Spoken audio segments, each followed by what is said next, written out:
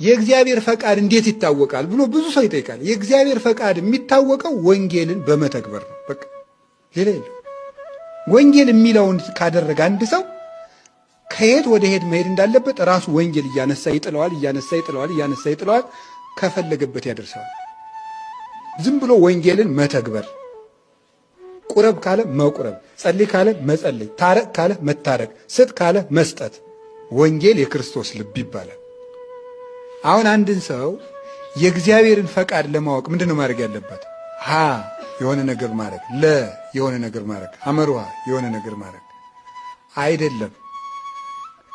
አንድ ሰው እኔ የልቤን ልንገርህ እንደዚህ ያለ ነገር ነው የምወደው ብሎ ከተናገረ ከሰውየው ጋር ለመስማማት መድኃኒቱ ምንድን ነው?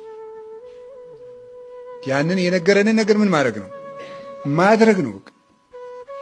እኔ እንደዚህ ያለ ነገር አልወድም ልቤን ላጫውት ካለስ፣